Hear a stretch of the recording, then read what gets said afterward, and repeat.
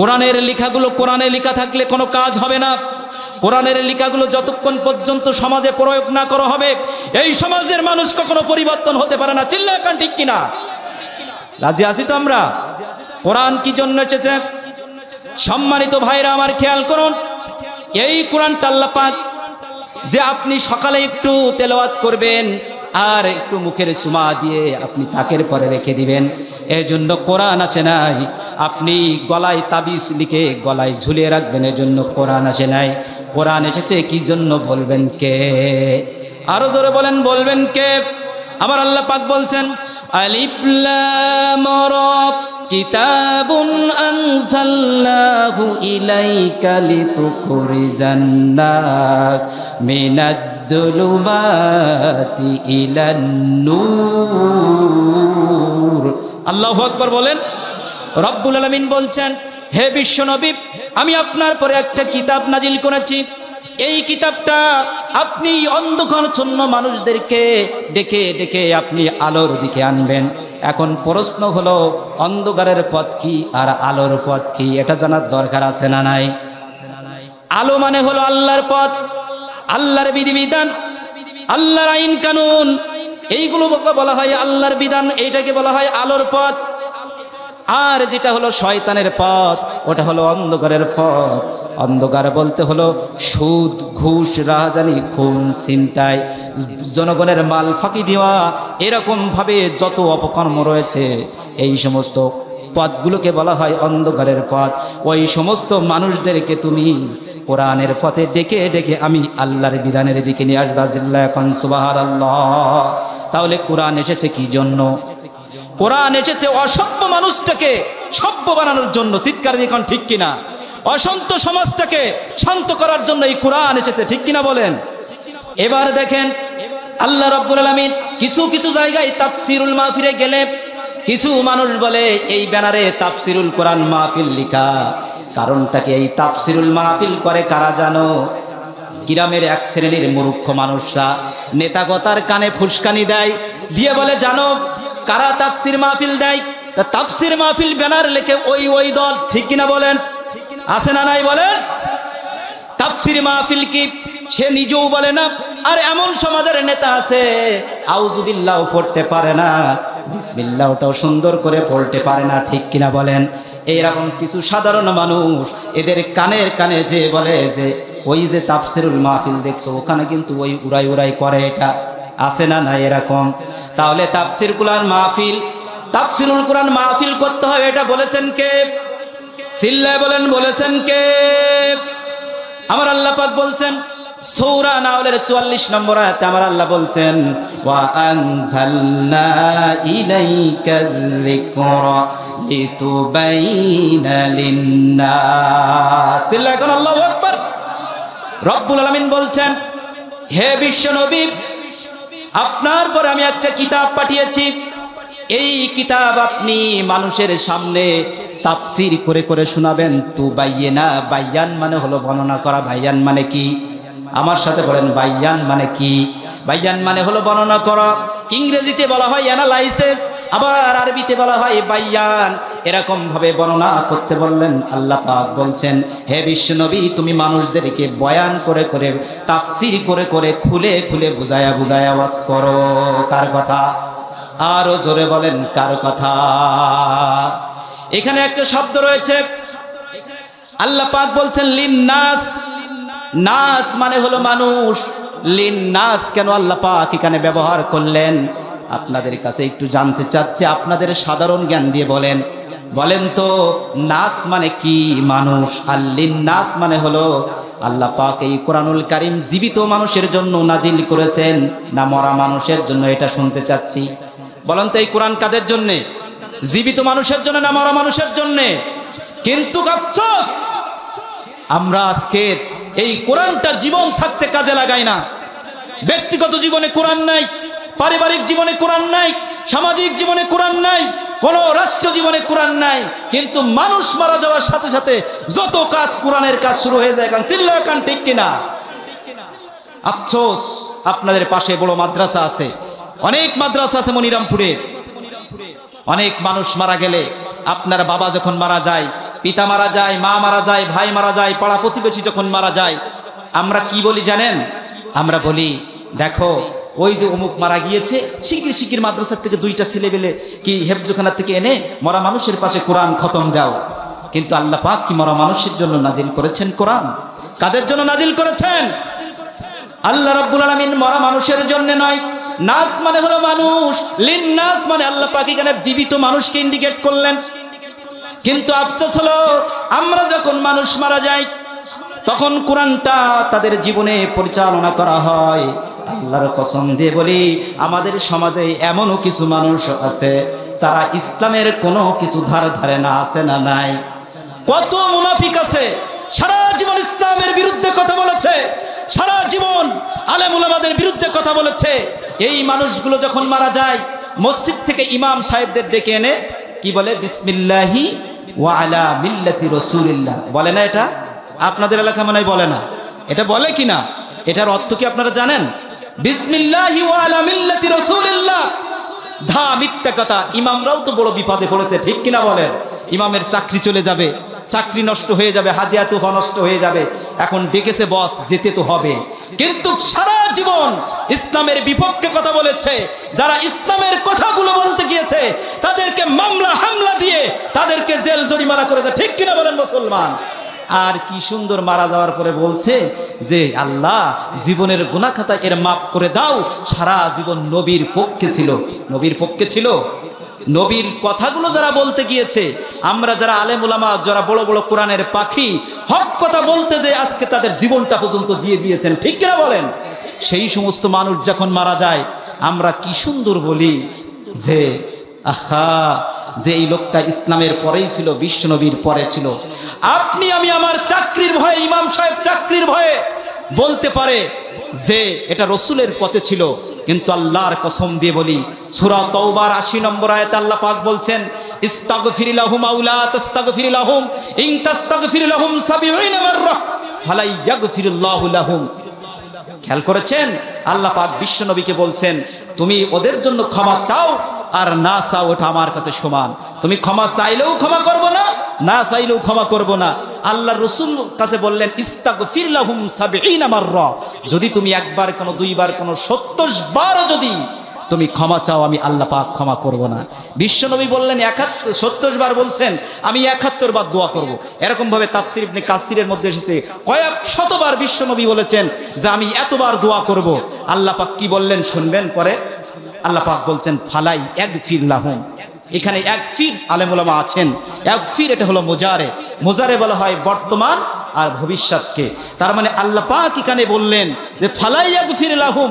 মুজারের আগে যদি কখনো লান ব্যবহার হয়, তার কখনো সিল্লাকান, তার কখনো সম্ভব নয়। আল্লাহ পাক বলছেন, তুমি যদি কিয়ামত পর্যন্তও তার জন্য দোয়া করো, আমি আল্লাহ পাক তার ক্ষমা করব না। কথাকার, কথাকার। আমার আল্লাহ বিশ্বনবীর হাত ফিরিয়ে দিচ্ছেন। বিশ্বনবীকে বললেন, তুমি যতই দোয়া করো, ওই দোয়া আমি আল্লাহ পাক কবুল করব না, আমি ওর যারাই কবুল করব না। তুমি কি এখন যদি কাবা শরীফের ইমাম দিয়ে যদি এনে দোয়া করা হয়, বলেন তো এই দোয়া কবুল হবে? চিৎকার দিয়ে বলেন, কবুল হবে? কবুল হবে না। পরিষ্কার কথা। কোরআন এসেছে কাদের জন্যে? জীবিত মানুষের জন্য। এজন্য সম্মানিত ভাইরা, আমাদের জীবন থাকতে ব্যক্তিগত, পারিবারিক, সামাজিক, রাষ্ট্রীয় জীবন আমাদের কোরআন দিয়ে সাজাতে হবে। পারবো না ইনশাল্লাহ? কারা কারা রাজি আছি? 2 হাত তুলে আল্লাহকে দেখান। লিল্লাহি তাকবীর, নারায়ে তাকবীর। আল কোরআনের আলো, আল হাদিসের আলো, বিশ্বের মুসলিম, নারায়ে তাকবীর। সম্মানিত ভাইরা, এই কোরআনের কথা বলতে যে মানুষ আজকে, আমি যেহেতু একটা আয়াত পড়েছি, আমার সময় যেহেতু কম, আমি বেশি আলোচনা করতে হবে, তারপর সামান্য একটু কথা না বললে নয়। বর্তমান পৃথিবীর অবস্থা খুব খারাপ, চিৎকার দেখুন, ঠিক কিনা? আজকের এই কোরআনের একই কোরআন, একই কি কালেমা, এক কালেমায় কি যারা দাওয়াত দিচ্ছে মিষ্টি হলো পায়, আর একই কালেমার দাওয়াত দিতে গিয়ে আজকের কত মানুষ, কত মুফাসসির আজকের জেলখানায় কি ফাঁসির কাছে চলে, ঠিক কিনা বলেন? কিন্তু দেখেন, আজকের হক কথা বলতে গেলেই বিপদ। কিন্তু এই মৃত্যুর ভয় আমরা, মৃত্যুর ভয় আমরা পাই নাকি? মুসলমান এই জীবন দিয়েছেন কে? মৃত্যু দিবেন কে? আসমান কার? জমিন কার? আপনি আমি যদি কি আল্লাহ পাক ইচ্ছা করেন এখান থেকে বাড়ি ফিরে যাবো, এই গ্যারান্টি আমার আছে? আছে? আপনি আমি তো রাত্রে ঘুমিয়ে কি মারা যেতে পারি? তা পারি না ভাই? সকালে উঠে তো লাশ হয়ে যেতে পারি। কিন্তু এই মৃত্যুর ভয়ে আল্লাহর কোরআন থেকে, আল্লাহর কোরআনের হক কথা থেকে আমরা কি বিচ্ছিন্ন হয়ে গেলাম। আপনি এই মৃত্যুটা যদি হয় কি, এই মৃত্যু ভালো মৃত্যু নয়। যদি কোরআনের কথা বলতে বলতে, কোরআনের হক কথা বলতে বলতে যদি আপনার আমার বিবাদ হয়, তো এই মৃত্যু আল্লাহর কাছে সবচেয়ে দামি। চিৎকার দিয়ে কোন ঠিক কিনা? এই জন্য দেখেন বলেছেন এই কোরআনের কথা, হক কথা, কোরআনের একই কথা যারা বলবে মিষ্টি হাদিয়া পাবে। আবার এক শ্রেণীর মানুষ এই কোরআনের হক কথা বললে তাদের বিপদ আছে না নাই? আরো জোরে বলেন আছে না নাই? তুমি মিসওয়াক করা ফজিলত তো জানো, খাবার শেষে মিষ্টি মুখের হাদিসটা মানো। ঠিক কিনা বলেন? শুধু হক কথাটা উচ্চ স্বরে বলতে পারো না, অন্যায় দেখে বারুদ হয়ে জ্বলতে পারো না। ঠিক কিনা বলেন? কেমন মুসলমান তুমি একটু ভাবো না, কেমন তোমার ঈমান একটু বলো না। তুমি মিসওয়াক করো ফজিলত তো জানো, খাবার শেষে মিষ্টি মুখের হাদিসটা মানো। তুমি যে কালেমার দাওয়াত দিলে বুকেতে নাই তুলে, দেখো সেই কালেমার দাওয়াত দিয়ে কতজন আছে জেলে। ঠিক কিনা বলেন? তুমি যে কোরআনের ওয়াজ করলে, যে কোরআনের ওয়াজ করলে হাদিয়া তোহফা মিলে, দেখো সেই কোরআনের ব্যাখ্যা লিখে কেউ ফাঁসিতে ঝোলে। ঠিক কিনা বলেন? এই জন্য সম্মানিত ভাইরা আমার খেয়াল করুন, মিশরের সবচেয়ে বড় তাফসীরকারক আল্লামা সাইয়্যিদ কুতুব, তিনাকে যখন ফাঁসির কাস্টে ঝুলানো হয়েছে, দেখেন যখন ফাঁসি দেওয়া হয় তখন কলেমা পড়ানো হয় কিনা বলেন? হুজুরদের ডেকে কলেমা পড়ানো হয় না ভাই? যখন ফাঁসি দেওয়া হয় তখন হুজুরদের ডেকে, একজন হুজুরকে ডেকেছে, হুজুর বলেছে হুজুর আপনি গোসল করুন, আপনি পাক পবিত্র হন, উজু করুন, আপনাকে একটু পরেই ফাঁসি দেওয়া হবে। কি দেওয়া হবে? ফাঁসি দেওয়া হবে। আল্লামা সাইয়্যিদ কুতুব বলছেন রাহিমাহুমুল্লাহ, তিনি বলছেন তুমি এই যে কালেমা আমাকে পড়াবা এতে তোমার লাভ কি? বলে এই কালেমা পড়ালে সরকার থেকে আমি হাদিয়া পাবো, আমি বেতন পাবো। কি পাবে? বেতন পাবে। আল্লামা সাইয়্যিদ কুতুব বড় আফসোস করে বলছেন, বড় আফসোস হয়, বড় আফসোস হয় আমার এই সমস্ত আলেম উলামাদের জন্য। তুমি যে কালেমার দাওয়াত দিচ্ছ, দিয়ে মিষ্টি হাদিয়া পাচ্ছ, আর একই কালেমার দাওয়াত দিয়ে আজকের এই ফাঁসিতে ঝুলছি। আছে না না এরকম? একই কোরআনের কথা বলছে, কিছু হয় না, মিষ্টি পায়, হাদিয়া পায়, বেতন পায়। আবার একই কোরআনের কথা বলতে যে আজকে তারা ফাঁসির কাস্টে ঝোলে। ঠিক কিনা বলেন? আরো জোরে বলেন ঠিক কিনা? সম্মানিত ভাইরা, বেশি দূরে যাব না, আমি আমার আলোচনার মধ্যে ঢুকতে চাই। আমি সূরা বাকারা থেকে একটি মাত্র আয়াত তেলাওয়াত করেছি। সূরা আল বাকারা কোরআনুল কারীমের সর্ববৃহত্তম সূরা, দ্বিতীয় নম্বর সূরা, 214 নম্বর আয়াত আপনাদের সামনে তেলাওয়াত করেছি। কত নম্বর আয়াত? 214 নম্বর আয়াত। এই আয়াতটি এই জন্য ধরেছি, বর্তমান পৃথিবীর অবস্থা খুব করুণ। এই আয়াতটা আল্লাহ পাক বলে দিচ্ছেন যে ওই মুসলমানের কি বিপদ ছিল আর বর্তমান মুসলমানের বিপদ কিরকম। এই আয়াতটা একেবারে সত্যি তুলে ধরেছেন। আল্লাহু আকবার বলেন, আরো জোরে বলেন আল্লাহু আকবার। সূরা, এই আয়াতকে জানতে হলে আগে আয়াতের শানে নুজুল জানতে হবে। ঠিক কিনা বলেন? কি কারণে আল্লাহ পাক এই আয়াত নাজিল করেছেন এটা জানার দরকার আছে না? আগে এই ঘটনা আগে জানার দরকার আছে। এই আয়াতটি এমন একটি সময় নাজিল হলো, প্রথম যুগে সাহাবারা যখন বিশ্ব নবীর কাছে কালেমার দাওয়াত পেতে লাগলেন, কালেমা যখন পড়ে মুসলমান হতে লাগলেন, সমস্ত সাহাবাদেরকে নির্যাতন করা শুরু করলেন আবু জহেল, আবুল হাব। আবু জহেল, আবুল হাব কাবার চত্রে ছোট্ট আম্মারকে ধরা হলো। ছোট্ট আম্মারকে কাবার চার পাশে কাবার চত্র রেখে, দুই হাত দুই পা দুই দিকে রেখে, চার হাত পা বেঁধে কাবার চত্রে বুকের পরে পাথর চাপিয়ে পাথর দিয়ে আঘাত করছে, আর আম্মারের রক্ত কি ফিকফিকি দিচ্ছেন। আল্লাহু আকবার বলেন, চিৎকার দেন আল্লাহু আকবার। কি কারণে? বিশ্বনবীর কাছে কলেমা পড়ে মুসলমান হয়েছে এজন্য। ঠিক কিনা বলেন? আম্মার রাদিয়াল্লাহু তাআলা আনহু তিনি আছেন, শুয়ে আছেন, রক্তাক্ত হয়ে গিয়েছেন। আবু জাহেল বলছে, আম্মার এখন তোমার শরীর দিয়ে রক্ত ঝরছে, ও ছোট্ট আম্মার, এরপরে তোমাকে মেরে ফেলা হবে। আম্মার রাদিয়াল্লাহু তাআলা আনহু বলছেন, আমার কিসের ভয় দেখাচ্ছেন? মুসলমান কখনো ভয় পায় না। মুসলমান কিসের জাত? চিৎকার দেখুন, মুসলমান কোনো বিড়ালের জাত নয়, মুসলমান হলো সিংহের জাত। আমাদের আল্লামা কোরআনের পাখি বলে গিয়েছিলেন এই কথা, যে এক সেকেন্ড বাঁচলে আমরা সিংহের মতো বাঁচতে চাই, বিড়ালের মতো বাঁচতে চাই না। ঠিক কিনা বলেন? রাজি আছি তো মুসলমান? আমরা সিংহের জাত, ভয় পাই না কারো। ওরকম ভাবে আমরা সেই আম্মারের জাতি। হযরত আম্মার রাদিয়াল্লাহু তাআলা বলছেন, আমার জীবন চলে যাবে, রক্তাক্ত হয়েছে, মারা যাব, তারপরও ইসলাম থেকে কিঞ্চিত পরিমাণ সরে দাঁড়াবো না।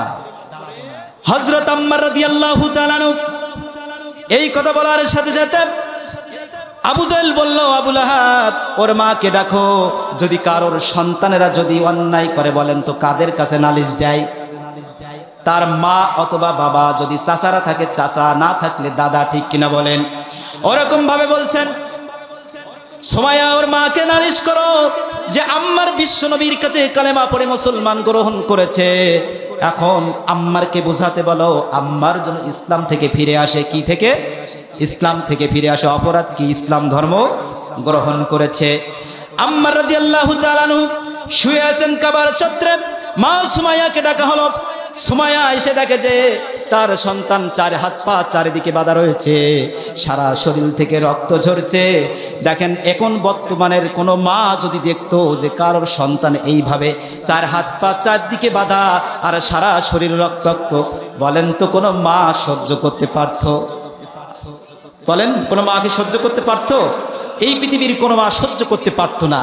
কিন্তু দুঃখজনক হলো সত্য, সুমাইয়া রাদিয়াল্লাহু তাআলা আনহা এসে দেখে যে তার ছেলে কাবার চত্বরে শুয়ে আছে। তার জবান দিয়ে শুধু আল্লাহ আল্লাহ, শুধু একটা শব্দ বের হচ্ছে, আল্লাহু আকবার। বলবেন না? মা সুমাইয়া রাদিয়াল্লাহু তাআলা আনহা তিনি এসে দেখে যে তার ছেলে কাবার চত্বরে শুয়ে আছে। বলছে, আম্মার তার মাথায় হাত বুলিয়ে দিলেন। বলছে, ও আম্মার রে, আমি তোর মা বড় খুশি হয়ে গেলাম। তোর পরে এত নির্যাতন করা হয়েছে, তোকে এত মারধর করা হয়েছে, তারপরে বিশ্ব নবীর কলেমা থেকে কিঞ্চিত পরিমাণ সরে দাঁড়াও না। আল্লাহু আকবার বলেন। মা খুশি হয়ে গিয়েছে। আবু জাহেল বলছে, ও সুমাইয়া, তোমাকে বুঝাতে ডাকলাম, তোমার ছেলেকে ফিরায় আনো, বুঝাতে ডাকলাম, আর তুমি তাকে আরো উৎসাহিত করো। ওই সুমাইয়াকে আগে ধর। কাকে আগে ধর? সুমাইয়াকে আগে ধরা হলো। সুমাইয়ার তল ফেলে তল পেটে আঘাত করা হলো। সুমাইয়া দুনিয়া থেকে শহীদ হয়ে গেল। আল্লাহু আকবার বলেন। আরো জোরে বলেন আল্লাহু আকবার। এরকম যুগে যুগে, শুধু বর্তমান যুগ নয়, সমস্ত নবী রাসূলের যুগ থেকে নিয়ে আমাদের বিশ্ব নবীর যুগ থেকে নিয়ে যারা ইসলামের হক কথা বলতে গিয়েছে, যারা সঠিক কালেমার ব্যাখ্যা করতে গিয়েছে, আজকের তাদের পরে নির্যাতন, হামলা, মামলা হয়। চিল্লায় কোন ঠিক কিনা? আরো জোরে কোন ঠিক কিনা? আপনারা আমার আলোচনা বুঝছেন কি ভাই? মাইকের আওয়াজ ক্লিয়ার শুনতে পাচ্ছেন? সমস্যা না তো? আমার এক উস্তাদ রাজশাহীতে প্রোগ্রাম করতে গিয়েছিল, এসে আমার সাথে বলছিল যে ভালো সম্পর্ক, এই জন্য বলছে যে আমি রাজশাহীতে গেলাম, একটা ছেলে, হাফেজ ছেলেকে ধরা হয়েছে। এই হাফেজ ছেলেকে ধরা হয়েছে, সে ইসলামের সংগঠন করার কারণে তাকে ধরা হয়েছে।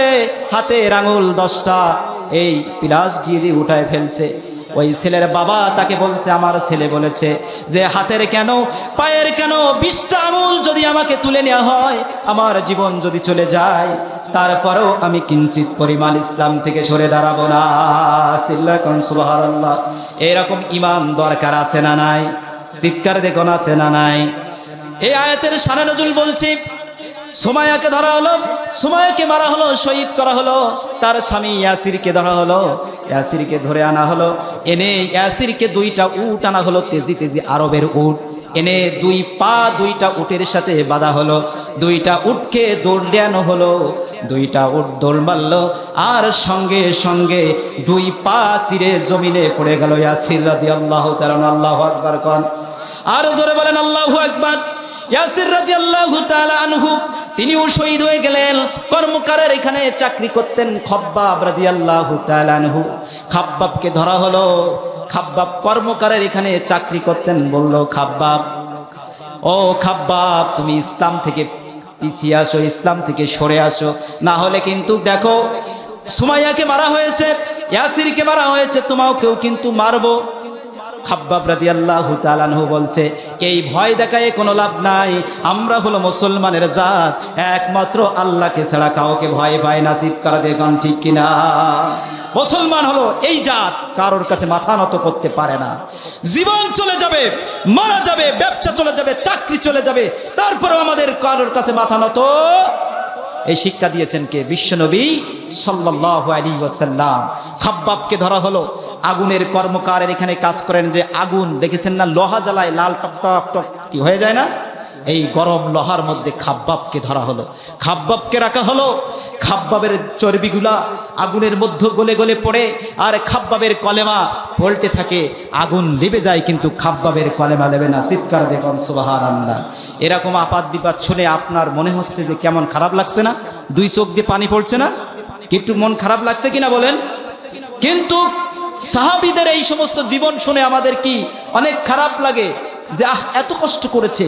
যখন আপনার পরে আমার পরে এই দায়িত্ব আসে, তখন বলে কি দিনকাল ভালোনোর দরকার নাই, ওইদিকে যাওয়ার দরকার নাই, নিজের জীবন বাঁচা কি অন্য কথা। ঠিক কিনা বলেন? আরো জোরে বলেন ঠিক কিনা? তাহলে সম্মানিত ভাইরা, খাব্বাবকে ধরা হলো, মারা হলো। সমস্ত সাহাবী, আম্মার রাদিয়াল্লাহু তাআলা আনহু, খাব্বাব রাদিয়াল্লাহু তাআলা আনহু, তাদের ঝলসানো শরীর নিয়া, রক্তাক্ত শরীর নিয়া বিশ্ব নবীর দরবারে যে হাজির, বলছেন ইয়া রাসূলুল্লাহ, ইয়া হাবিবাল্লাহ, আপনি একটু আল্লাহর কাছে দোয়া করেন যে আর কত মার খাবো, রক্তাক্ত শরীর, এই শরীর নিয়ে তো আর পারছি না, একটু আল্লাহর কাছে দোয়া করেন, আল্লাহর সাহায্য কখনো আসবে। বিশ্বনবী বলছেন, তাফসিরে ইবনে কাসিরের মধ্যে এসেছে যে তোমরা এখনই ভীত হয়ে গেলে। আগের জামানার মানুষ গাছের মধ্যে ঢুকেছে, জাকারিয়া আলাইহিস সালাম দ্বিখণ্ডিত করে তাকে শহীদ করা হয়েছে। শুধু তাই না, ইব্রাহিম আলাইহিস সালামকে আগুনের মধ্যে ফেলানো হয়েছে। ওইরকম বিপদ মুসিবত তো তোমাদের এখনো আসে নাই, তোমরা এখনই ভীত হয়ে গেলে। বিশ্বনবী কাদের বলছেন? সাহাবাদেরকে বলছেন। এদিকে আম্মার, খাব্বাব রাদিয়াল্লাহু তাআলা আনহু তাদের ঝলসানো শরীর নিয়ে, রক্তাক্ত শরীর নিয়ে আল্লাহর কাছে কি, আল্লাহর নবীর কাছে যে হাজির। আল্লাহ রসুল বলছেন এই কথা।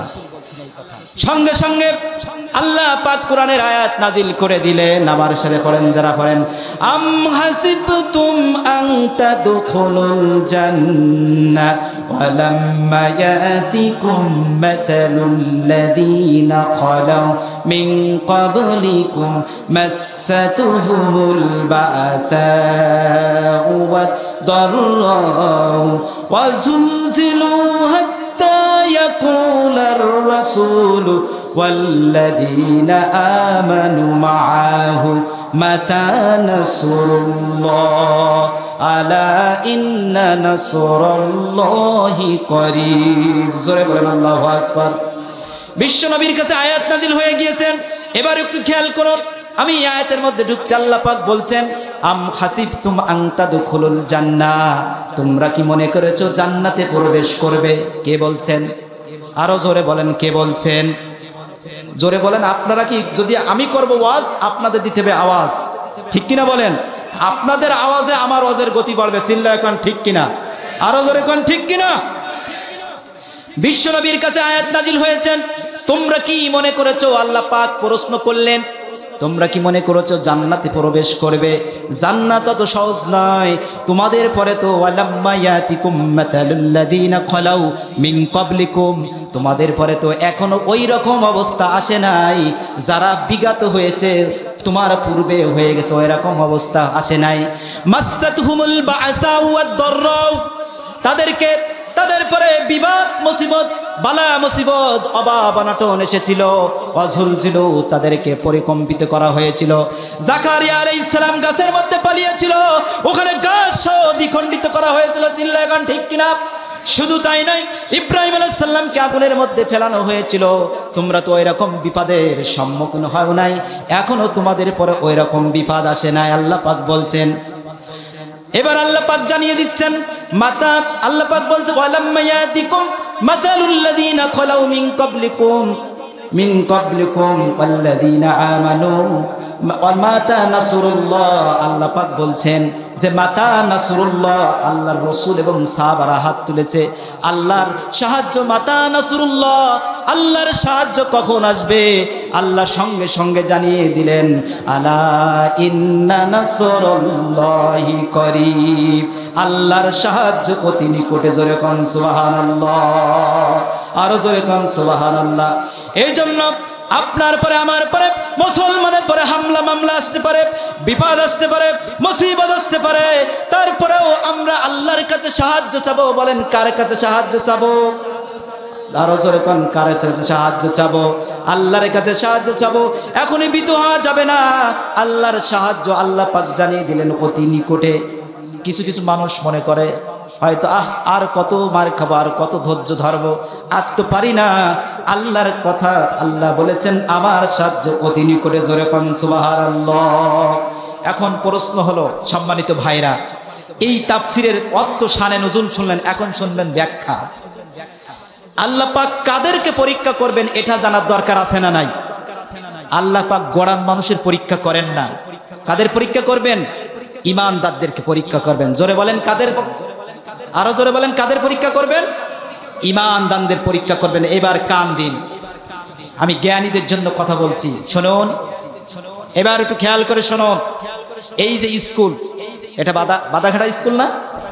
এই স্কুলে বা আপনাদের পাশে মহিলা কলেজ আছে, স্কুল আছে, মাধ্যমিক বিদ্যালয় আছে।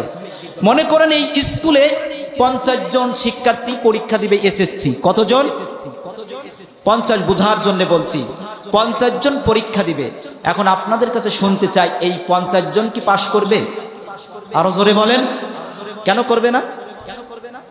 এই স্যারেরা তাদেরকে 10 বছর 5 বছর পড়ায়, পড়ানোর পরে একটা সিলেবাস আছে, একটা পরীক্ষার সময় আছে, এই সময় তাদেরকে নির্ধারণ করা হয়। এবার এই সময় নির্ধারণ করার পরে একটা রেজাল্ট দেওয়া হয়, ঠিক কিনা বলেন?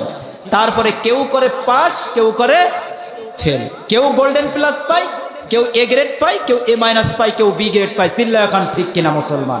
এই জন্য এখানে যারা ভ্যান চালায়, রিক্সা চালায়, যারা শ্রমিক, এদের কি কোনো পরীক্ষা নেবেন? এদের কি এসএসসি পরীক্ষা হবে? কাদের হবে? যারা স্টুডেন্ট, ছাত্র, তাদেরকে আল্লাহ পাক পরীক্ষা করবেন। চিল্লা এখন ঠিক কিনা? সম্মানিত ভাইরা খেয়াল করুন, ওইরকম ভাবে আল্লাহ পাক গড়ান মানুষকে পরীক্ষা করবেন না, যারা নাকি ঈমান আনবে তাদেরকে আল্লাহ পাক পরীক্ষা করবেন। বলেছেন কে? আরো জোরে বলেন, বলেছেন কে? আল্লাহ পাক বলছেন আহাসিবান নাসু আইয়ুতরাকু আইয়াকুলু আমান্না ওয়া হুম লা ইফতানুন। জোরে বলেন আল্লাহু আকবার। রব্বুল আলামিন বলছেন আহাসিবান নাস, ও মানুষ তোমরা কি মনে করেছো মাইয়াকুলু আমান্না, আমরা আল্লাহর পরে ঈমান এনেছি, এ কথা বললেই কি তোমাদেরকে পরীক্ষা না করে ছেড়ে দেওয়া হবে? বলেছেন কে? সূরা আনকাবুতের 1 নম্বর আয়াত, 2 নম্বর আয়াত। আল্লাহ পাক বলছেন তোমরা ঈমান এনেছো, মুখ দিয়ে বললে আর তোমরা হয়ে যাবেন না, আমি আল্লাহ পাক তোমাদেরকে যাচাই করে দেখব তোমরা সঠিক ঈমানদার কিনা। চিল্লা খান ঠিক কিনা? আচ্ছা, স্বর্ণকারের দোকানে গেলে একটা নকল স্বর্ণ নিয়ে গেলে ওই দোকানদার কি বুঝতে পারে না এটা আসল কি নকল? বোঝে না এটা? জোরে কান বোঝে কিনা? তাহলে সব বোঝে যে এটা নকল না আসল। আল্লাহ পাক ওইভাবে আপনাকে, আমি আসল ইমানদার না নকল ইমানদার এটা যাচাই করবেন কে? আরো জোরে বলেন কে? আমার আল্লাহ রাব্বুল আলামিন। দেখেন, আপনাকে আমাকে একটা সিলেবাস দিয়েছেন, সেই সিলেবাসের নাম কি বলেন? আল কোরআন। সময় দিয়েছেন কত? সময় দিয়েছেন 60, 70, 80 বছর, তার বেশি নাকি নাই? 100 বছর, তার বেশি কি সময় আছে? 100 বছর বয়স যখন আপনার আমার হয়ে যাবে, আল্লাহ পাক ডাক দিবেন, এই যে 70-80 বছর আপনার সময় দিল, এটা হলো আপনার পরীক্ষার সময়। আপনি যত লিখতে পারবেন, আপনার একটা সিলেবাস দিয়েছেন। বলেন তো এই স্কুলের যারা এসএসসি পরীক্ষা দিয়েছে, এরা যদি সিলেবাস মেনটেন করে না লেখাপড়া করে, বলেন তো ওরা পাশ করবে? ওরা মনে করেন সিলেবাস অনুযায়ী লেখাপড়া করে নাই, পাশ করবে? বলেন কখনো পাশ করবে না। ইমানদার পাশ করতে হলে আল্লাহর কাছে পরীক্ষা দিতে হবে, আল্লাহ যাচাই বাছাই করবেন। ইসলামের মূল জিনিস আপনাকে আগে বুঝতে হবে। তাহলে আপনার সময় দিয়েছেন 70-80 বছর, 70-80 বছর আল্লাহ পাক দুনিয়ায় আপনাকে পরীক্ষা করতে পাঠিয়েছেন। এই পরীক্ষা দিয়ে আপনার রেজাল্ট দিবে কবে? হাসরের মাঠে আপনাকে রেজাল্ট দেওয়া হবে। আপনি যদি সঠিক মুমিন হতে পারেন, যদি কোরআন মাবুদ জীবন যাপন পরিচালনা করতে পারেন, বিশ্বনবীর আদর্শ মোতাবেক যদি জীবন পরিচালনা করতে পারেন, আলহামদুলিল্লাহ আপনি আল্লাহর কাছে পাশ করে যাবেন এবং জান্নাতে চলে যাবেন। জোরে কান সুবহানাল্লাহ। আর আপনি কোরআন বাদে চলবেন, রসুলের আদর্শ বাদে চলবেন, আপনি কি পাশ করতে পারবেন না, পারবেন না, পারবেন না। তাহলে পরীক্ষা করবেন কে? রাজি আছি তো আমরা পরীক্ষা দেওয়ার জন্য? রাজি আছি তো? এবার দেখেন, কোরআনুল কারীমের ৬,০০০-এর বেশি আয়াত রয়েছে। এই ৬,০০০-এর বেশি আয়াত রয়েছে। এই ৬,০০০ আয়াত আপনি শুধু বললেন আকিমুস সালাওয়াতুজ যাকাত, নামাজ কায়েম করো, আবার যাকাত দাও, শুধু এইটা মানলেন। আর কোরআনের যে ৬,৬৬৬টি আয়াত রয়েছে, আপনি ৬,৬৬৫টি আয়াত মানলেন না, শুধু নামাজ পড়লেন। বলেন তো আপনি সিলেবাস অনুযায়ী কি পরীক্ষা দিচ্ছেন? আরো জোরে কন দিচ্ছেন? তাহলে আপনার পাশ করতে হলে কোরআনুল কারীমের সমস্ত আয়াতগুলো আপনাকে মানতে হবে। কাদিয়ানীরা শুধু কোরআনের একটা মাত্র শব্দ মানে নাই, আমরা সমস্ত আলেম উলামা এক হয়ে ঘোষণা করেছে কাদিয়ানীরা কাফের। কয়টা শব্দ? একটা শব্দ, খাতামুন নাবিয়িন। খাতামুন নাবিয়িন, আমাদের শেষ নবী মুহাম্মদ সাল্লাল্লাহু আলাইহি ওয়াসাল্লামকে ওরা শেষ নবী মানে না। এই জন্য একটা শব্দ না মানার কারণে তারা কাফের। এখন তারা কি? তারা কাফের। আপনি আমি যে কোরআনের অসংখ্য আয়াতকে অস্বীকার করছি, সেদিকে খেয়াল নাই। কোরআনের হক কথাগুলো গোপন করে রাখছি। এখন আছে না এরকম মানুষ? আছে না এরকম? সবচেয়ে বড় জালেমকে বলেছেন কে?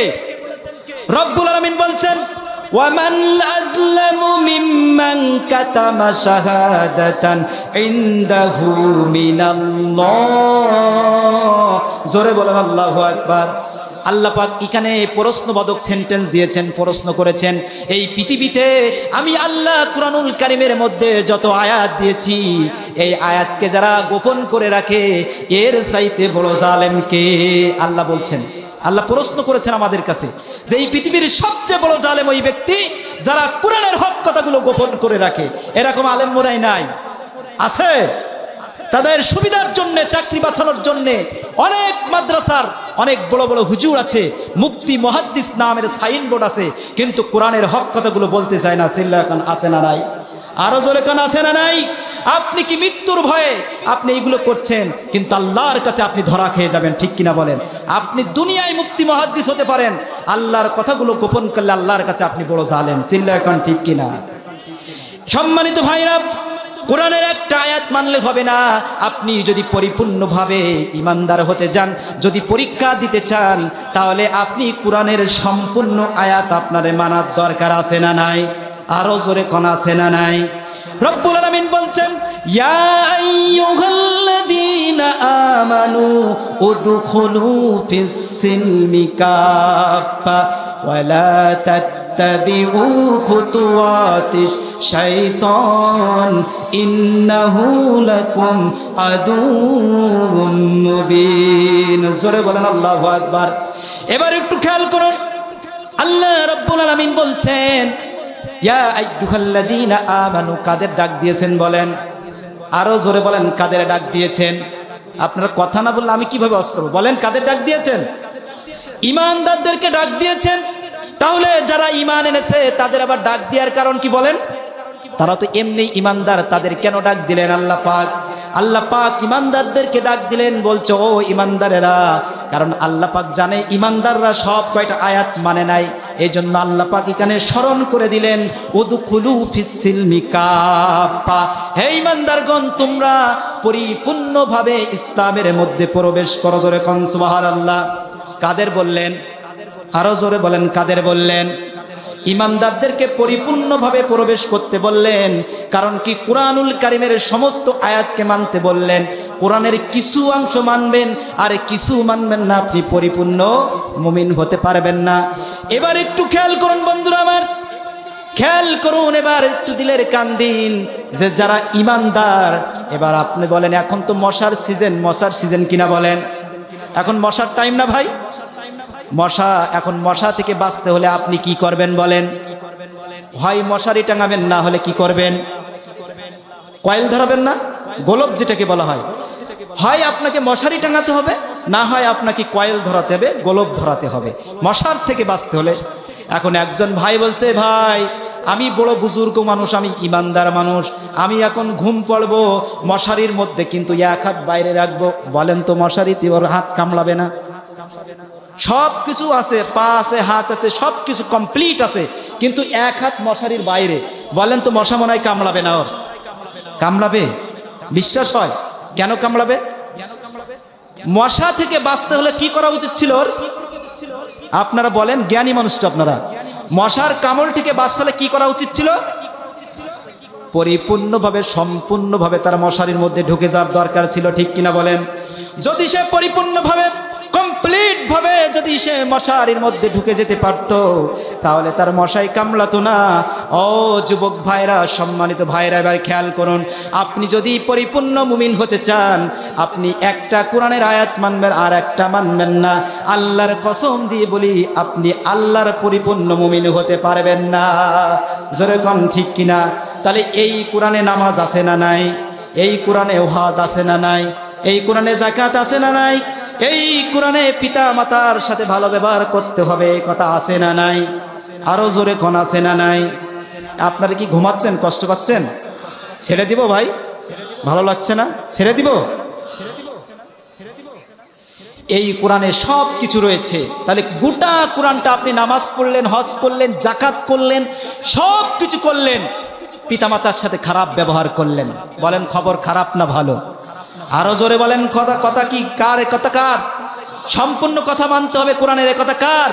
তাহলে আপনি সব করলেন, আবার আসেন, আপনি রোজা করলেন, যাকাত দিলেন, পিতামাতার সাথে ভালো ব্যবহার করলেন, সব কিছু করলেন, কিন্তু নামাজ পড়েন না, হবে? সব কিছু আপনাকে মানতে হবে, না হলে আপনি আল্লাহর দরবারে ফেল করে বসে আছেন। চিল্লায় কান ঠিক কিনা? এই কোরআনুল কারীম পিতা মাতার সাথে কেমন আচরণ করতে হবে, যেহেতু যুবক ভাইরা এসেছে, একটু মায়ের কথা না বললে নয়। যুবক ভাইরা দেখা যায় পিতা মাতার সাথে খারাপ আচরণ করে, আছে না নাই? আরো জোরে কোন আছে না নাই? সম্মানিত মা বোনেরা এসেছেন, তাদের সম্পর্কে একটু কথা বলার দরকার। তার আগে আমি একটু বলে নিই যে আল্লাহ পাক আপনাকে পরিপূর্ণভাবে ইমানদার হতে বললেন এবং পরীক্ষা করবেন, যাচাই বাছাই করবেন 5টা জিনিস দিয়া। কয়টা জিনিস?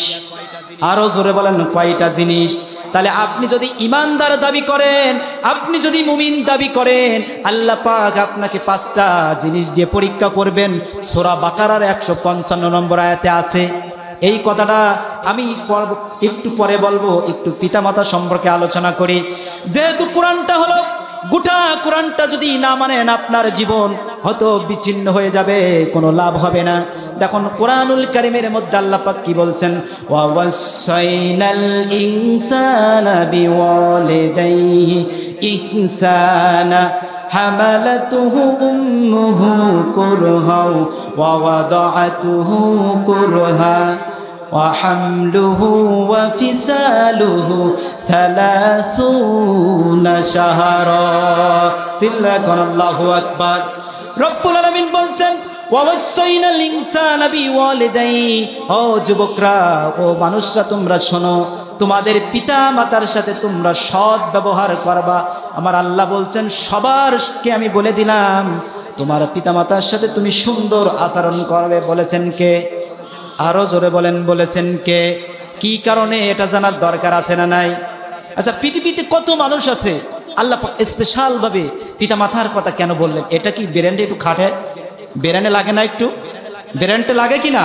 যে পৃথিবীর সব মানুষ রয়েছে, কারোর কথা আল্লাহ পাক বললেন না। এখানে পিতা মাতার সাথে স্পেশাল ভাবে সদাচরণ কেন করতে বললেন? তার কারণ হলো 2টা। কয়টা? আরো জোরে কোন, তার কারণ কয়টা? তার কারণ হলো 2টা। আল্লাহ পাক বলছেন, ওয়া হামলুহু ওয়া ফিসালুহু। আল্লাহ তাআলা বলছেন যে তোমার পিতামাতা তোমাকে কষ্ট করে তোমাকে গর্ভধারণ করেছে। কি করেছে? পিতামাতা তোমাকে কষ্ট করে গর্ভধারণ করেছে। শুধু তাই নয়, শুধু গর্ভধারণ নয়, তোমাকে 2 বছর দুধ পান করিয়েছে। এই 2টা কারণে আল্লাহ পাক পিতামাতার সাথে ভালো আচরণ করতে বললেন। চিল্লায়ে খান বলেছেন কে? এখন আপনাদের কাছে আমি একটু প্রশ্ন করতে চাই, বলেন তো মায়ের পেটে একটা সন্তান কত মাস থাকে? আরো জোরে বলেন। 10 মাস। আমরা এটাই জানি 10 মাস। 10 মাস একটা সন্তান পেটের মধ্যে থাকে। তাহলে আল্লাহ পাক সুন্দর ব্যবহার করতে বললেন কি জন্য? যে প্রথম হলো তার মা তাকে 10 মাস গর্ভধারণ করেছে। জোরে খান সুবহানাল্লাহ। কি কারণে এবার একটু খেয়াল করুন। রব্বুল আলামিন বলছেন কি কারণে এবার বলুন। ও যুবক ভাইরা, একটু খেয়াল করুন যুবক ভাইরা, যে মা আপনাকে এই দুনিয়ায় আনতে যে কত কষ্ট সহ্য করেছে এবার একটু শোনেন।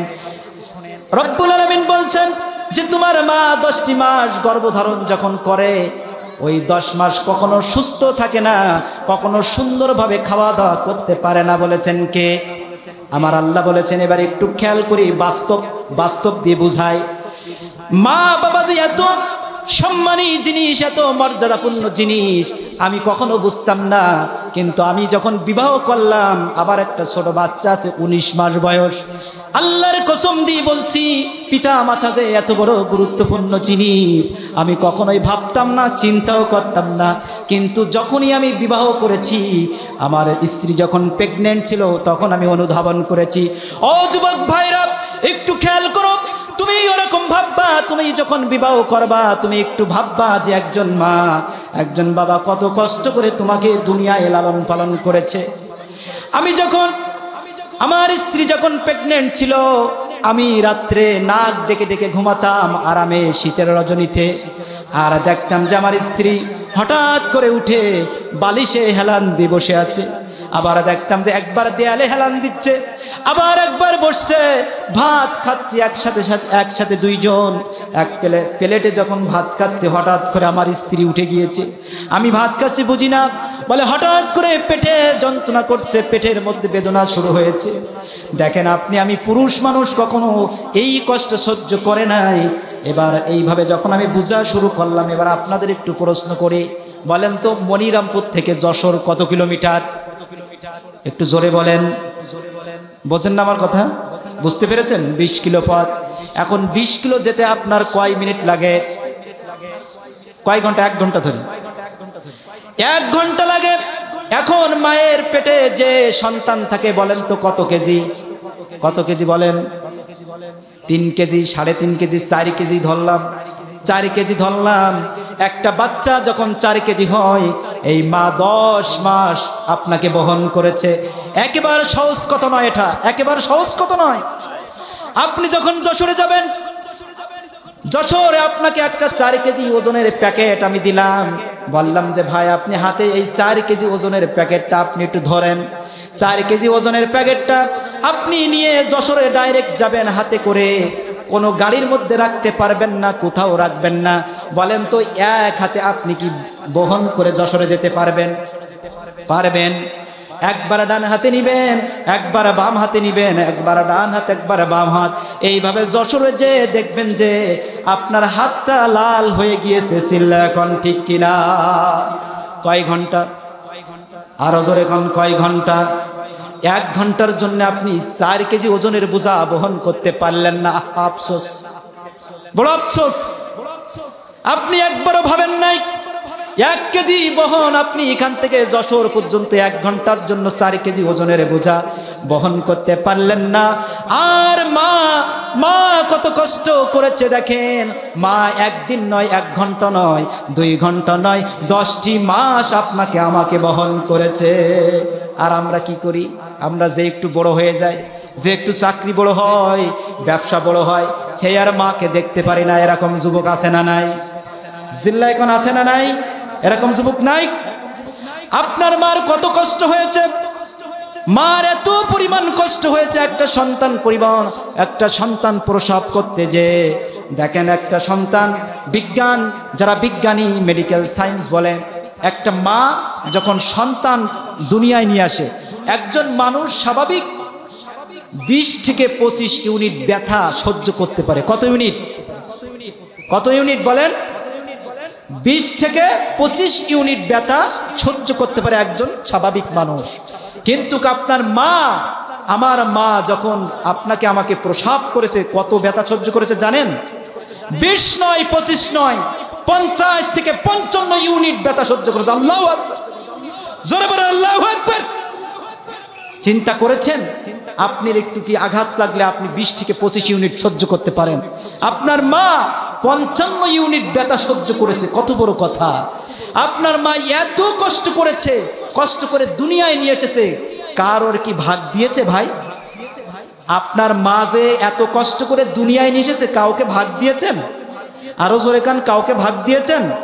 কাউকে ভাগ দেয় না আপনার মা। আর আমরা মনে করেন 4 ভাই, মনে করেন পরিবারের 4 ভাই এখন মিটিং করছে, মিটিং বসেছে, ভাই মা তো অসুস্থ হয়েছে, পিতামাতা কি মা বাবা অসুস্থ হয়েছে, তাহলে কি করা যায়? মা তো এখন পীড়িত হয়ে গেছে, তাহলে এক কাজ কর, তুই 1 মাস খাবার দে, আমি 1 মাস খাবার দিই, 4 ভাই 4 মাস ভাগ করে নিয়েছে। এরকম হয় কিনা বলেন? এরকম হয় কিনা বলেন? এরকম হয় না? দেখেন ভাই, আপনার মা কি এত কষ্ট করে আপনাকে মানুষ করেছে, আপনার মা কি কখনো এরকম কাউকে ভাগ দিয়েছেন? চিল্লায় কান, কাউকে ভাগ দিয়েছেন? কাউকে ভাগ দেয় নাই। তাহলে আপনি কেন, যুবক ভাই শুনুন, আপনার যদি সামর্থ্য থাকে, আপনার যদি ক্ষমতা থাকে, তাহলে আপনি বলেন আপনার 3 ভাইকে, ভাই তোদের খাবার দেয়া লাগবে না, আমার মাকে বাবাকে আমি খাবার দেবো। আল্লাহু আকবার বলেন। আল্লাহর কসম দিয়ে বলি, আপনি যদি চাকরি করেন, আপনি যদি ব্যবসা বাণিজ্য করেন, এই ব্যবসার মধ্যে, চাকরির মধ্যে, কাজের মধ্যে, আপনার রিজিকের মধ্যে বারাকা দিবেন কে? চিল্লায় কান, বারাকা দিবেন কে? যুবক ভাইরা পারবেন না? পিতামাতার সাথে এরকম ব্যবহার করা যাবে না। একটু যদি অসুস্থ হয় তা আমরা কি করি? মা বাবা একটু অসুস্থ হয়েছে, 4 ভাই মিটিং করে, ভাই যে মা অসুস্থ হয়েছে হসপিটালে নিতে হবে, এখন কি করা যায়? হসপিটালে তো নিতেই হবে, তাহলে কি করা যায়? তুই কিছু টাকা দে, আমি কিছু টাকা দিই। এরকম হয় কিনা বলেন? যুবক ভাই, যদি আপনার সামর্থ্য থাকে, আপনি আপনার 3 ভাইকে বলবেন যে তোদের টাকা দেওয়ার দরকার নাই, আমার মাকে, আমার বাবাকে আমার একা টাকা দিয়ে চিকিৎসা করাবো। যদি করতে পারেন, আপনার রিজিকের মধ্যে বারাকা দিবেন কে? চিল্লায় বলেন, বারাকা দিবেন কে? মা বাবার সাথে ভালো ব্যবহার করতে পারবো না ইনশাল্লাহ? এবার এই আয়াতে বলছেন ওয়া হামলুহু ওয়া ফিসালুহু 30 শাহরা। বিজ্ঞান কোরআনের কাছে কি ধরা? কোরআন কিন্তু বিজ্ঞানের কাছে ধরা নয়। এই কোরআনের আয়াতে বলছেন ওয়া হামলুহু ওয়া ফিসালুহু 30 শাহরা, যে তোমার মা বাবা তোমাকে গর্ভধারণ দিয়ে আর দুধ পান দিয়ে 30 মাস গর্ভধারণ করেছে। আল্লাহু আকবার বলেন। এখন বলেন, আমরা সবাই জানি যে 10 মাস মা গর্ভধারণ করে। কিছু কিছু ক্ষেত্রে বিজ্ঞানীরা রিসার্চ করেছে। বিজ্ঞানীর রিসার্চটা কোথা থেকে নিয়েছেন? কোরআন থেকে। কোরআনের মধ্যে আল্লাহ পাক এই আয়াতটা তুলে ধরেছেন যে ওয়া হামলুহু ওয়া ফিসালুহু 30 শাহরা, 30 মাসের কথা বলেছেন। আচ্ছা, দুধ পান কয় মাস বলেন? দুধ পান করায় কয় মাস? 24 মাস না? 2 বছর না? সূরা লুকমানের মধ্যে এসেছে যে 2 বছর দুধ পান করানো হয়। তাহলে 2 বছরে কয় মাস হয় বলেন? কয় মাস? 24 মাস হয়। থাকলো কত? থাকলো কত? 6 মাস। তাহলে এখানে বলছেন গর্ভধারণ আর দুধ পান দিয়ে 30 মাসের কথা বললেন। তাহলে দুধ পান হলো 2 বছরের কথা বললেন। তাহলে এখানে 24 মাস, থাকলো 6 মাস। বিজ্ঞান রিসার্চ করেছে 6 মাসেও কি সিজার করে কি তার মায়ের সন্তানকে ভূমিষ্ঠ করা সম্ভব। এই কথা বলেছেন 1500 বছর আগে কে? চিল্লায় বলেন, বলেছেন কে? ওয়া হামলুহু ওয়া ফিসালুহু 30 শাহরা। দেখেন, বিজ্ঞান কোরআন থেকে কথাগুলো ধার করে করে এখানে নিচ্ছেন। সম্মানিত মা বোনেরা, খেয়াল করুন, আপনাদের গুরুত্বপূর্ণ যেহেতু মাহফিলে যেখানে যায় মহিলারা একটু বেশি হয়, মহিলাদের সম্পর্কে একটু ওয়াজ না করলে নয়। সম্মানিত মা বোনেরা, খেয়াল করুন, আপনাদের 4টা কথা বলে যাই, 2টা কথা বলবো। একটা হলো আপনারা কি করলে জান্নাতে যাবেন, আর একটা হলো কি করলে জাহান্নামে যাবেন। এটা আজকে শুনবো। সম্মানিত মা বোনেরা, খেয়াল করুন, আপনার 4টা কাজ করলে বিশ্বনবী বলেছেন সেই মহিলা হলো জান্নাতি। কয়টা কাজ করলে বলেন? আরো জোরে কোন কয়টা কাজ করলে? 4টা কাজ করলে জান্নাতি। আল্লাহ পাক বিশ্বনবী সাল্লাল্লাহু আলাইহি সাল্লাম বলেছেন, ও মারা আপনারা এসেছেন, আপনারা শুনুন, আপনার প্রথম কাজ হলো 5 ওয়াক্ত নামাজ পড়তে হবে সময় মতো। কি করতে হবে? 1 নম্বর 5 ওয়াক্ত নামাজ পড়তে হবে সময় মতো। 2 নম্বর হলো রমজান মাস সামনে, এই রমজান মাসে আপনার ফরজ রোজা 30টা রাখতে হবে। 3 নম্বর হলো স্বামীর আনুগত্য করতে হবে। আর 4 নম্বর হলো ফরজ পর্দা করতে হবে। তাহলে এই 4টা কাজ যদি ও মা বোনেরা আপনারা করতে পারেন, বিশ্ব নবী বলেছেন, আল্লাহর নবী আপনাদেরকে জান্নাতি বলে ঘোষণা করেছেন। জোরে কোন সুবহানাল্লাহ। ও যুবক ভাইরা, ও ভাইরা, আপনাদের যাদের স্ত্রী আছে, আপনাদের যাদের মা আছে, আপনাদের যাদের মেয়ে আছে, আপনারা তাদেরকে যে ওয়াজ করবেন, পারবেন না? পারবেন না? আপনার স্ত্রীকে ওয়াজ করতে পারবেন না? আপনার মাকে ওয়াজ করতে পারবেন না যে এই 4টা কাজ করলে বিশ্বনবী বলেছেন আপনি জান্নাতি? এবার খেয়াল করুন, বিশ্বনবী সাল্লাল্লাহু আলাইহি ওয়াসাল্লাম বলেছেন, কোন নারী যদি 6টা কাজ করে, 6 প্রকারের নারী, তিরমিজি শরীফের হাদিসে এসেছে, 6 প্রকারের নারী হলো জাহান্নামী। ও মা বোনেরা, আপনারা যদি 6টা কাজ করেন, বিশ্বনবী বলেছে আপনারা জাহান্নামী। বিশ্বনবীর কথা কি মিথ্যা? বিশ্বনবীর কথা মিথ্যা? ওমা ইয়ান্তিকু আনিল হাওয়া ইন হুয়া ইল্লা ওয়াহয়ু ইউহা। বিশ্বনবীর কথা কখনো মিথ্যা হতে পারে না। আল্লাহ যেটা বলে বিশ্বনবী সেটা বলে। আলহামদুলিল্লাহ বলবেন না? এবার দেখেন, ও মা বোনেরা খেয়াল করুন, আপনাদের প্রথম যে কারণটা হলো, 1 নম্বর কারণ হলো, কোনো মা বোনেরা যদি তাদের মাথার চুল খুলে বাইরে যায়, তাহলে বিশ্বনবী বলেছেন জাহান্নামী। কে বলেছেন? বিশ্বনবী বলেছেন জাহান্নামী। সম্মানিত মা বোনেরা খেয়াল করুন, আপনার মেয়ে স্কুলে পড়ে, আপনার মেয়ে গার্লস স্কুলে পড়ে, আপনার মেয়ে মহিলা কলেজে পড়ে, আপনার মেয়ে দেখা যায় যে মাথার চুলটা খুলে স্কুলে যায়, কলেজে যায়, আপনি একটা বারও বললেন না মা চুলটা পরপুরুষের দেখানো যায় না, হিজাব পরে বরকা পরে চুলটা ঢেকে যাও। যদি কোনো পরপুরুষ যদি আপনার মেয়ের চুল বা আপনার চুল যদি দেখে ফেলে, বিশ্বনবী বলেছেন আপনি জাহান্নামী। এটা বলা যাবে না মেয়েদেরকে? আপনার মেয়েকে আপনি বলবেন মা মাথার চুল খুলে বাইরে যাওয়া যাবে না, যদি মাথার চুল খুলে তুমি বাইরে যাও তাহলে বিশ্বনবী বলেছেন তুমি জাহান্নামী। অতএব আপনারা যারা পিতা আছেন, পিতারা কিন্তু কাল কিয়ামতের দিন ওই পিতাদের নামে কিন্তু আপিল করে বসে থাকবে সন্তানেরা।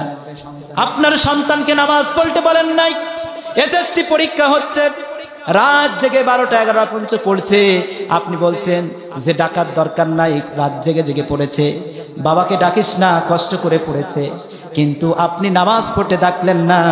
আপনার এসএসসি পরীক্ষা এটা হলো দুনিয়ায় লাগবে, দুনিয়ায় পাশ করলে দুনিয়ায় চাকরি হবে, দুনিয়ায় এমপি মন্ত্রী হবে, ডিসি এসপি হবে, ইউনো হবে, কিন্তু আপনি নামাজ পড়লেন না, আপনার না সন্তানকে বললেন না, কিয়ামতের দিন কিন্তু আপনার সন্তান কি আপনার সন্তান কিন্তু আপনাকে ধরবে। ঠিক কিনা বলেন?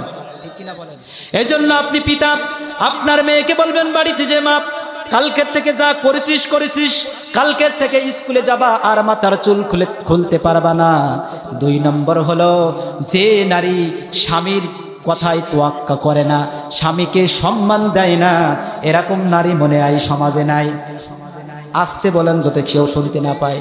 আছে এমনও কিছু নারী আছে স্বামী কি তোয়াক্কাই করে না, স্বামী যদি বলে ডানে যা ও যায় কি, আরো জোরে বলেন, ও যায় বামে, স্বামী যদি বলে সামনে ও যায় পিছে।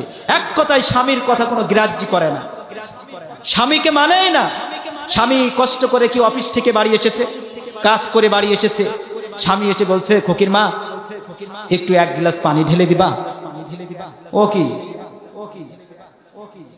চালাতেই আছে। বুঝতে পারছেন আপনারা? বুঝতে পেরেছেন? চ্যাট করছে, চ্যাট। এই মোবাইলের কারণে অনেক পরকা হয়ে অনেক স্বামীকে ছেড়ে আরেকজনের সাথে চলে গেছে। আছে না নাই? চিল্লায় বলেন আছে না নাই?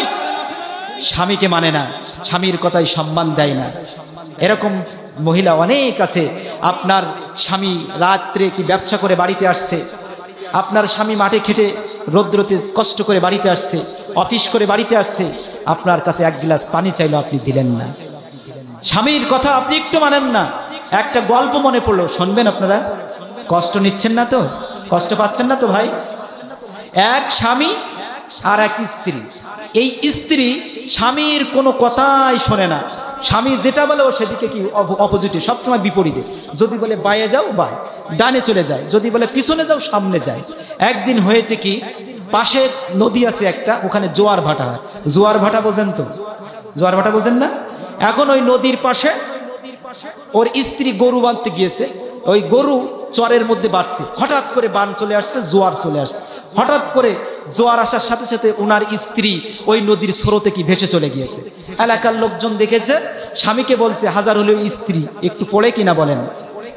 এসে বলছে, শুনেছো তোমার স্ত্রী দেখলাম নদীতে কি বান আসছিল, জোয়ারে কি সে ভেসে চলে গিয়েছে স্রোতে। এখন দোল মেরেছে, দোল দিয়ে যে দেখেছে তার স্ত্রী ভেসে গিয়েছে। ও কি হুজুকে দিয়েছে নদীতে লাভ। নদীতে লাভ দিয়ে যাবে কোথায়? যেদিকে স্রোত না উল্টো দিকে, বলেন তো কোন দিকে যাবে?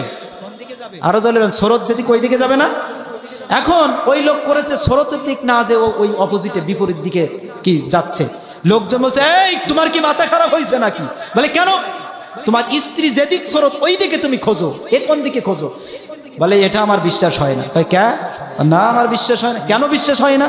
তা সারা জীবন আমি যদি বলেছি বাই চল, ও চলছে যায়নি, যদি বলছে পিছনে চল, ও চলছে সামনে। কিন্তু আজকেও আমার বিশ্বাস ও স্রোতের দিক যায় না, ও চলছে উল্টা দিকে। আছে না নাই? এরকম সমস্যা হতে পারে কিনা বলেন? 3 নম্বর হলো, যে নারী হলো তারা স্বামীকে বাদ দিয়া অন্য পরপুরুষের সাথে হাসি তামাশা করে। আছে না নাই? আছে এরকম জাতের নারীরা? মা বোনেরা হয়তো রাগ করছে আমার পরে, এটা আমি আপনাদের ভালোর জন্য বলছি, জাহান্নাম থেকে বাঁচার জন্য বলছি। কিছু মা বোনেরা আছে স্বামীকে তোয়াক্কাই করে না, স্বামীর কাছে সাজগোজ নাই। বিশ্বনবী বলেছেন যে তোমার স্বামীর সামনে তুমি সাজবা, স্বামীর সাথে সাজগোজ করবা, ঠিক কিনা বলেন? স্বামীর কাছে কি সাজগোজের কথা বললেন। আর আমরা কি বলি, যদি শুনি যে আজকের একটু যশোর যাব, তাহলে সাজগোজের কি সাজগোজ দেয়, কিন্তু স্বামীর কাছে কি সবচেয়ে নোংরা কাপড়টা, সবচেয়ে খারাপ কাপড়টা স্বামীর সামনে পড়ে থাকে, ঠিক কিনা বলেন? স্বামীর সাথে কি কথাই তোয়াক্কা করে না, স্বামীকে দাম দেয় না, অন্য পরপুরুষের সাথে হাসি তামাশা করে কথা বলে। আছে না নাই? দোকান ঘাটে যাবেন, কসমেটিকের দোকানে যাবেন, আমি বাস্তবটাই বলছি, আপনারা রাগ করবেন না, কষ্ট হবেন না, দুঃখজনক হলেও কথাটা সত্য। নিজের স্বামীর সাথে খারাপ আচরণ করে, খারাপ ব্যবহার করে, দোকানে দেখবেন কসমেটিকের দোকানে, কাপড়ের দোকানে যায়, তখন কি বলে বলেন তো আপনারা? ভাইয়া শাড়িটা দেখান তো। আছে না নাই? আরো জোরে বলেন, কষ্ট পাচ্ছেন আপনারা? কষ্ট পাচ্ছেন ভাই? কসমেটিকের দোকানে যে কি, ভাইয়া এই ক্রিমটা আছে একটু দেখেন তো। মধু দিয়ে কথা বলে পরপুরুষের সাথে, যেটা বিশ্বনবী নিষেধ করেছেন। অথচ বিশ্বনবী বলেছেন পরপুরুষের সাথে কি তোমার হাসি তামাশা করা যাবে না। স্বামীর সাথে হাসি তামাশা করো, মজা করো। আর আমরা উল্টা চলছি। আমাদের অনেক মা বোনেরা আছে, তার স্বামীকে সম্মান করে না, স্বামীর কি কথাই মানে না, আর এক পরপুরুষের সাথে কি হাসি তামাশা করা। আছে না নাই? এটা যারা করবে, বিশ্বনবী বলেছেন তারা জাহান্নামী। এরপরে হলো, কিছু নারী আছে অপবিত্র হলে পবিত্রতা হতে তারা অলসতা করে। পরের নম্বর হলো, কথায় কথায় আল্লাহর কসম খায়, এরকম নারী মনে হয় সমাজে নাই। কথায় কথায় কসম খায় এরকম নারী আছে। 6 নম্বর হলো, অন্যের সুখ দেখে হিংসা করে। আছে না নাই? বলেন আছে না নাই? বলে, এই খোকার আব্বা দেখেছো পাশের বাড়ি প্রতিদিন 2000 টাকা ইনকাম করে, কত 5 তলা বাড়ি, 2 তলা বাড়ি, কি সুন্দর বাড়ি, এরকম হিংসা করে। এরকম নারী নাই? আছে না? সম্মানিত মা বোনেরা, এটা করলে বিশ্বনবী বলেছেন আপনি জাহান্নামী। কে বলেছেন জাহান্নামী? বিশ্বনবী বলেছেন জাহান্নামী। সম্মানিত মা বোনেরা, এই 4টা কাজ বললাম। একটা হলো নামাজ, 2 নম্বর হলো ফরজ রোজা, 3 নম্বর হলো স্বামীর আনুগত্য, 4 নম্বর হলো ফরজ পর্দা। এই 4টা কাজ করলে বিশ্বনবী বলেছেন আপনি হলো জান্নাতি। আর এই যে 6 প্রকারের কথা বললাম, এই 6 প্রকারের মধ্যে যদি আপনি চলে যান, আল্লাহর নবী বলেছেন আপনি জাহান্নামী। সম্মানিত যুবক ভাইরা, আপনারা যারা নতুন বিয়ে করেছেন, ও যাদের স্ত্রী আছে, যাদের স্বামী আছে, যাদের মেয়ে আছে, যাদের মা আছে, আপনারা বাড়িতে যে আজকের ওয়াজ করবেন, যে আজকের ওয়াজ শুনে এসেছি, এই কাজগুলো করা যাবে না। আপনারা পারবেন কি? যদি পারেন তাহলে আজকের মাহফিলটা সফল। আজকের মাহফিলটা কি? আজকের মাহফিলটা সফল। আল্লাহ পাক পাঁচটা জিনিস দিয়ে পরীক্ষা করবে, এই পরীক্ষায় পাশ করতে রাজি আছেন তো? এই পরীক্ষায় পাশ করতে রাজি আছেন তো? কারা কারা পরীক্ষায় পাশ করতে রাজি নাই? দুই হাত তুলে আল্লাহকে দেখান। আলহামদুলিল্লাহ, আপনারা এত সচেতন, আমি মনে করছি আমার আলোচনা হয়তো মনোযোগী আপনারা শুনছেন না। আলহামদুলিল্লাহ, আপনারা খুব সচেতন, অ্যাক্টিভ। আলহামদুলিল্লাহ। তাহলে কয়টা জিনিস দিয়ে পরীক্ষা করবে আল্লাহ পাক? পাঁচটা জিনিস দিয়ে আল্লাহ পাক পরীক্ষা করবেন। এই পাঁচটা পরীক্ষায় আপনাকে আমাকে পাশ করতে হবে। যদি পাশ করি তাহলে আপনি আমি আল্লাহর কাছে পাশ করে দেব। জোরে কোন সুবহানাল্লাহ। রব্বুল আলামিন বলছেন, ও মুমিনেরা শোনো, তোমরা যারা ঈমান এনেছো তোমাদেরকে আমি পাঁচটা জিনিস দিয়া পরীক্ষা করব। সেই পাঁচটা জিনিস এবার আমি বলছি, আমার সাথে পড়েন যারা পড়েন।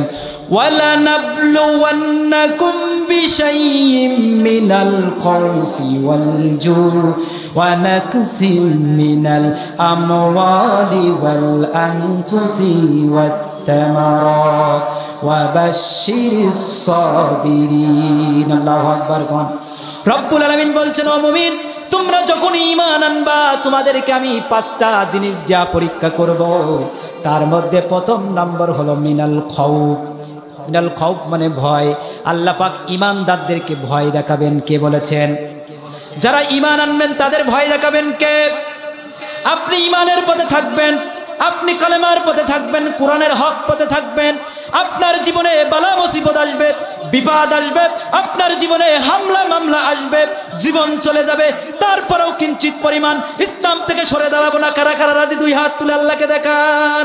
লিল্লাহি তাকবীর, নারায়ে তাকবীর। আল্লাহ পাক সম্মানিত ভাইদের সকলের হাতকে কবুল করুন, আমরা বলি আমিন। প্রথম পরীক্ষা হলো আপনাকে ভয় দেখাবে। বিশ্বনবীকে ভয় দেখিয়েছেন কে? আল্লাহ বিশ্বনবীকে ভয় দেখান নাই? বিশ্বনবী যখন ইসলামের কথা বলতে গিয়েছেন, যে বিশ্বনবী তিনি আলামিন ছিলেন, আবু জাহেল, আবু লাহাব, উতবা, সাইবা এরা বিশ্বনবীকে বলতেন যে এ আলামিন হলো, বিশ্বনবী হলো আল আমিন, বিশ্বাসী। তিনাকে ভালো বলতেন, ভদ্র বলতেন। যেই বিশ্বনবী কালেমার দাওয়াত দিতে লাগলেন, তখনই আবু জাহেল, আবু লাহাবরা বললেন, এই তো ভাইপোর সমস্যা।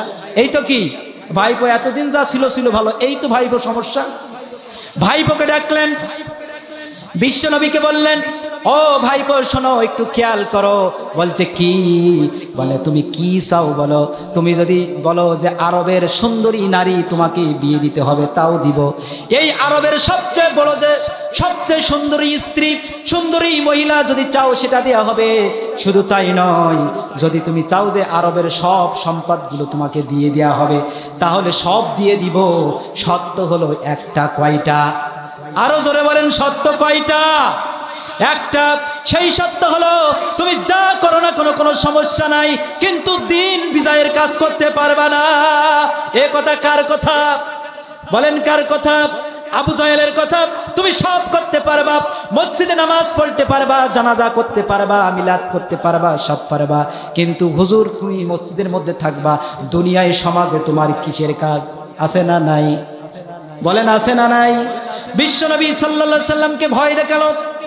বিশ্বনবীর এই দিন কায়েম যখন করতে গেলেন, বিশ্বনবী তখনই খারাপ হলেন, বিশ্বনবী তখনই হামলা করলেন, বিশ্বনবী তখনই বন্দী করা হলো। চিল্লায় কোন ঠিক কিনা? এই বিশ্বনবীকে কেন দুনিয়ায় পাঠিয়েছেন এটা জানার দরকার আছে না নাই? চিৎকার দেখুন, জানার দরকার আছে না নাই? আচ্ছা, বিশ্বনবীকে কেন পাঠিয়েছেন? এর তো একটা আল্লাহর উদ্দেশ্য আছে, ঠিক কিনা বলেন? আছে না নাই? বিশ্বনবীকে আল্লাহ পাক পাঠিয়েছেন একটা মিশন দিয়ে। এই মিশনের নাম হলো কোরআন মাজিদ, এবং এই দুনিয়ায় আল্লাহর দ্বীন কায়েম করবেন, এজন্য বিশ্বনবীকে পাঠিয়েছেন। হুয়াল্লাযী আরসালা রাসূলাহু বিল হুদা ওয়া দীনিল হক লিইযহিরাহু আলাদ দীনি কুল্লি। আল্লাহু আকবার বলেন। বিশ্বনবীকে আল্লাহ বলতে, হে নবী, আমি আপনাকে দুনিয়ায় পাঠিয়েছি একটা কারণে, যে তুমি এই আল্লাহর জমিনে, আমার জমিনে এই কোরআনের রাজ কায়েম করবার জন্য পাঠিয়েছি। বলেছেন কে? জোরে বলেন, বলেছেন কে? তাহলে আমার আল্লাহ বলছেন দিন কায়েমের জন্য বিশ্বনবীকে পাঠিয়েছি। এবার একটু কথা বলি, আপনারা শুনুন, এবার খেয়াল করুন। বিশ্বনবীর গায়ে যখন মশা পড়ত, আল্লাহ বলতেন বিশ্বনবীর গায়ে মশা পড়লে আমার ভালো লাগে না। কি লাগে না? ভালো লাগে না। আল্লাহ পাক মশাটা তাড়াইয়া দেওয়ার ব্যবস্থা করতেন। বিশ্বনবীর গায়ে রোদ লাগলে আল্লাহ বলছেন যে বিশ্বনবীর গায়ে যখন রোদ লাগে আমার ভালো লাগে না, আল্লাহ পাক ছায়ার ব্যবস্থা করে দিতেন। জোরে কোন সুবহানাল্লাহ। এখন প্রশ্ন হলো যে বিশ্বনবীর গায়ে রোদ লাগলে আল্লাহর ভালো লাগে না, বিশ্বনবীর গায়ে মশা লাগলে আল্লাহর ভালো লাগে না, সেই বিশ্বনবী তায়েফের মাঠে রক্তাক্ত হলেন, আমার আল্লাহ ছিলেন না? আসতে বলেন কেউ যদি না শুনতে পায়, আরো জোরে কোন ছিলেন না? যে বিশ্বনবীর দাঁত দন্দান উহুদের মাঠে শহীদ হলো, 2 দাঁত শহীদ হলো, আমার আল্লাহ ছিলেন না? আরো জোরে কোন ছিলেন না? তাহলে যেই বিশ্বনবীর গায়ে মশা লাগলে আল্লাহর সহ্য হয় না, যেই বিশ্বনবীর গায়ে রোদ লাগলে আল্লাহর ভালো হয় না, সেই বিশ্বনবী তায়েফে রক্তাক্ত হলেন, বিশ্বনবীর দাঁত শহীদ দন্দান হল, বিশ্বনবীর দাঁত শহীদ হলো, আমার আল্লাহ পাক ছিলেন, কিন্তু কেন বলেন নাই কিছু? আমার আল্লাহ বলছেন, হে নবী, তোমার গায়ে মশা লাগলে ভালো লাগে না, রোদ লাগলে ভালো লাগে না, তবে শুনে রাখো, জেনে রাখো, হে বিশ্বনবী, আপনার পরে আমি একটা কিতাব দিয়েছি, হুয়াল্লাযী আরসালা রাসূলাহু বিল হুদা ওয়া দীনিল হক লিইযহিরাহু আলাদ দীনি কুল্লি। আপনার কাছে একটা দিন দিয়েছি, কোরআনুল কারীম পাঠিয়েছি, আমি দিয়েছি, তোমার জীবন যাবে কি জীবন থাকবে এটা দেখার বিষয় না, তুমি আমার জমিনে কোরআনের রাজ কায়েম করবে, এজন্য তোমাকে আমি পাঠিয়েছি। চিল্লা এখন ঠিক কিনা? মুসলমান, আপনি আমি ইমানদার, পরীক্ষা দিতে রাজি আছি।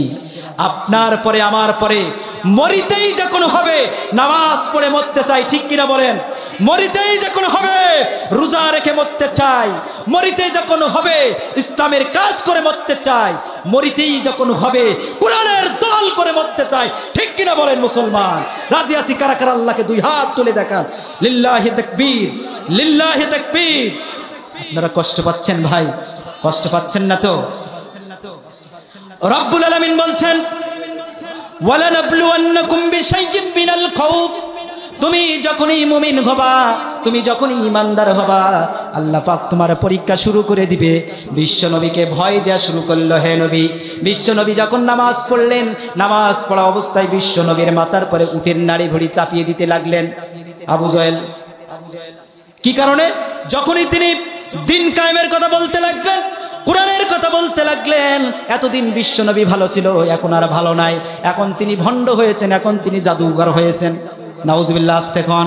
তাহলে এই বিশ্বনবী সাল্লাল্লাহু আলাইহি ওয়াসাল্লাম যখন দিন প্রচার করতে গেলেন, তাকে ভয় দেখানো হলো, লি ইসবিতুকা, হে নবী, তুমি যদি কোরআনের দাওয়াত দিতে যাও তোমাকে কিন্তু বন্দী করা হবে। কাদের ষড়যন্ত্র? আরো জোরে কোন কাদের ষড়যন্ত্র? আবু জহেলের ষড়যন্ত্র। লি ইসবিতুকা, তোমাকে বন্দী করা হবে, আউ ইয়াকতুলুকা, তোমাকে হত্যা করা হবে, আউ ইকুরিজুকা, তোমাকে দেশ থেকে তাড়ায় দেয়া হবে। কার কথা? আরো জোরে বলেন কার কথা?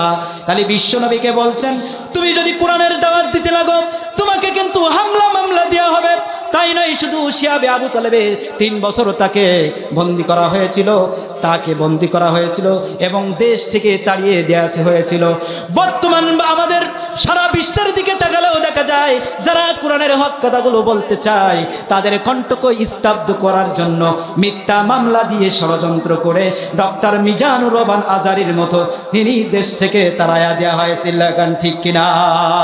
তাহলে দেখেন, বিশ্বনবীকে দেশ থেকে তাড়িয়ে দিলেন কোরআন প্রচার করার কারণে। ওই রকম ভাবে এখনো যারা তাফসীর কারক কোরআনের হক কথাগুলো বলে, আজকের তাদেরকেও দেশে থাকতে দেওয়া হয় না। সিল্লা কোন ঠিক কিনা? এই কোরআনের কথাগুলো বলতে দিতে চায় না, আছে না নাই? আমাদের যতই ভয় দেখান না কেন, আমরা পিছিয়ে থাকবো। আসুক না যত বাধা, যত ঝড় সাইক্লোন, আসুক না যত বাধা, যত ঝড় সাইক্লোন, রাসূলের পথে মানা চলবই। লিল্লাহি তাকবীর, নারায়ে তাকবীর।